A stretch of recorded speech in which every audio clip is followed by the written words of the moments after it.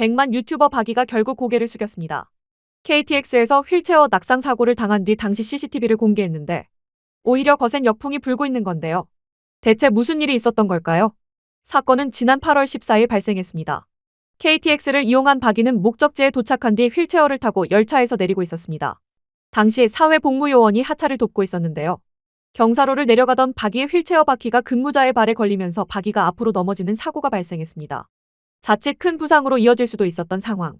사고 직후 해당 근무자는 박이에게 사과한 것으로 전해졌습니다. 그리고 일주일 뒤인 8월 21일, 박이는 자신의 유튜브 채널 위라클의 당시 사고 장면이 담긴 CCTV를 공개했습니다. 박이는 특정 개인에게 책임을 묻기 위한 것이 아니라 휠체어 이용자의 안전사고를 예방하고 이동 환경을 개선하기 위한 취지라고 설명했는데요. 하지만 일부 시청자들의 반응은 달랐습니다. 박이를 도와주는 과정에서 발생한 실수였고 사고 직후 사과까지 했는데 굳이 해당 근무자가 등장하는 CCTV를 100만 명이 보는 채널에 공개할 필요가 있었느냐는 겁니다.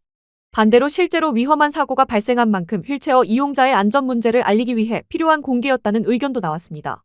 결국 논란의 핵심은 문제를 제기한 것보다 문제를 제기한 방식에 있었습니다. 비판이 거세지자 박이는 결국 해당 영상을 삭제하고 사과했습니다.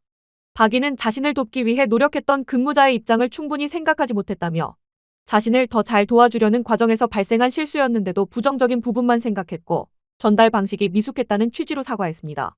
하지만 후폭풍은 계속됐습니다. 100만 명 이상의 구독자를 유지했던 위라클은 논란 이후 구독자 이탈이 이어지면서 8월 24일 오전 기준 100만 명 아래로 내려간 것으로 보도됐습니다.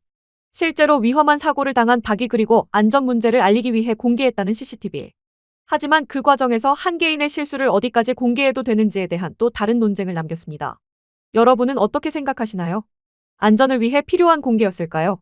아니면 100만 유튜버의 영향력을 생각하면 지나친 공개였을까요? 아래 댓글로 여러분의 생각을 남겨주세요.